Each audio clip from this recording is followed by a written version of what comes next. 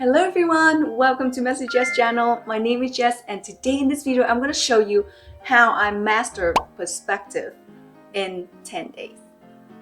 Now before we get into the video, I have a confession to make. I've been doing digital art for about 3 years now and I never brought myself to learn perspective. I know, it's really bad. It's one of the most important art fundamental that I should have learned a long time ago, but it's out of my comfort zone. I feel like it's so hard for me to do, so I never did it. And it's showing my painting. There are times when I post an art piece and there are comments saying that my painting is lack of perspective. So I have decided to riff up the band-aid and dedicated 10 days just focus on learning perspective. Let's get started. So the first thing I learned is the three most common type of perspective: 1-point perspective, 2-point perspective, and 3-point perspective.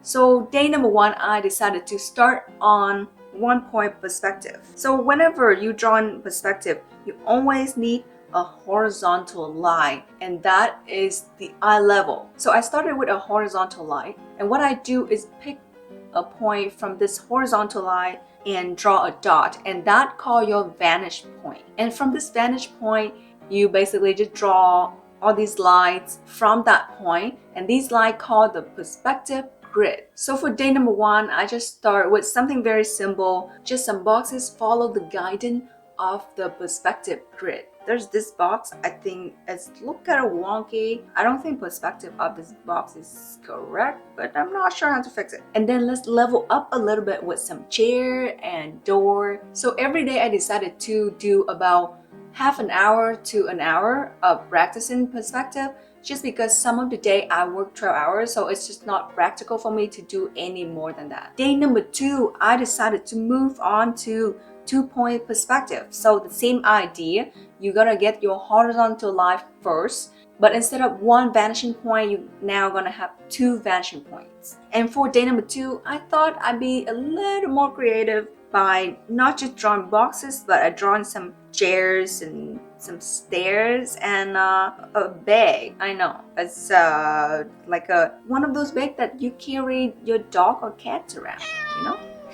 Day number 3, I'm trying the 3-point perspective. So 2 of your vanishing point is going to be on the horizontal line. However, the 3rd point is going to be outside of that horizontal line. So it's going to be either on top or on the bottom of the horizontal line. Now in this painting, you cannot see my 3rd vanishing point because it is outside the painting. Keep in mind, if your 3 vanishing point is too close together, the painting gonna look a little unrealistic. It may look a little too more distorted and not in realistic proportion. So I choose my horizontal line is a little lower, and that means my eye level is lower, and that means I'm looking up at this building, and that means that the bottom of this building will appear to be bigger than the top of the building. I even create a building with my name on it and an ice cream shop next to it. Day number 4, I practiced a little more on the 3-point perspective, but this time the 3rd vanishing point is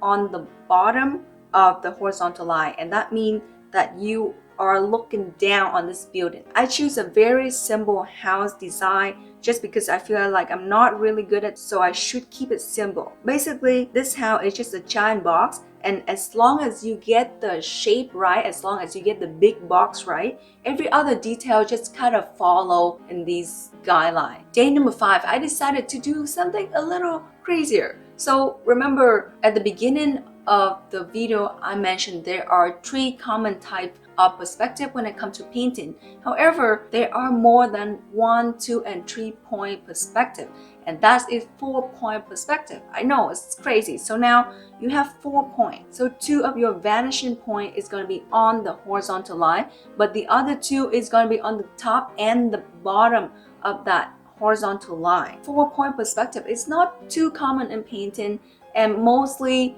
very specific to create this kind of fishbowl look like these paintings. So I think I won't use it a lot in my painting. However, for the learning purposes, let's still do it anyway. And I find that 4-point perspective is making things way more complicated because there are now so many lines that I have to follow, and sometimes I lost track of it.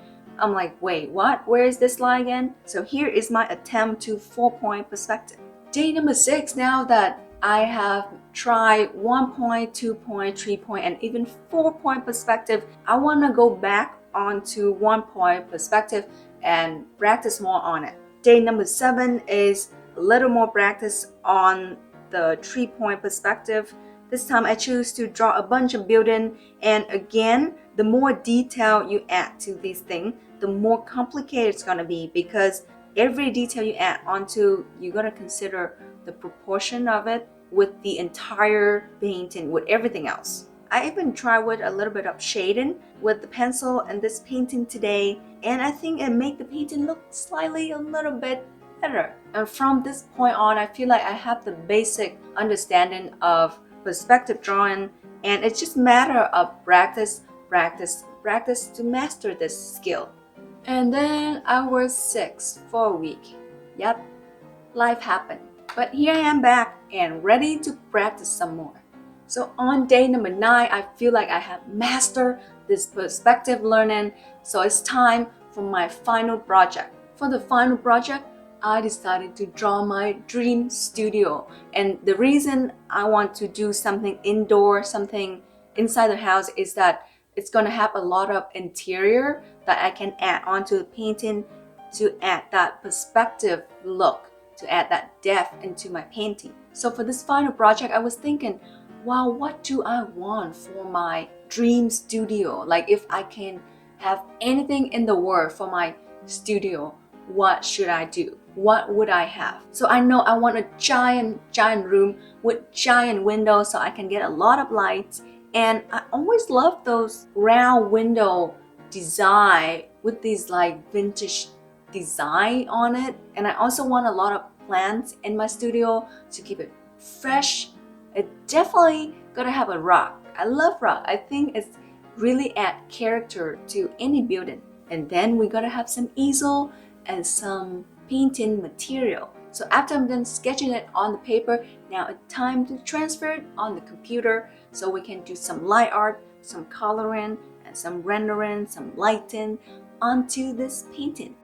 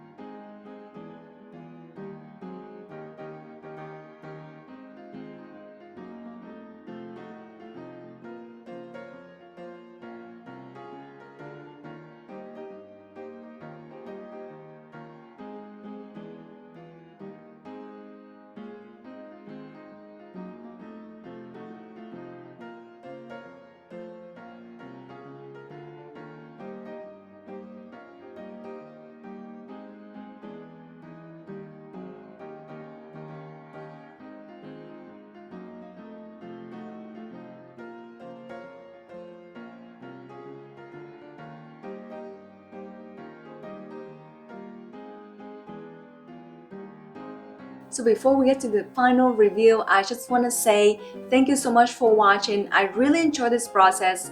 I really learned a lot through this process, and I feel like my painting have improved significantly because one, you get the perspective right. It just kind of carry the entire painting, make your entire painting look so much better. And then the coloring and the rendering is just like the rest of the 40% of the painting. So if you have watched the video this far, don't forget to hit that like and subscribe button. It means a lot to me, And thank you so much for doing that. Now let's look at our final result.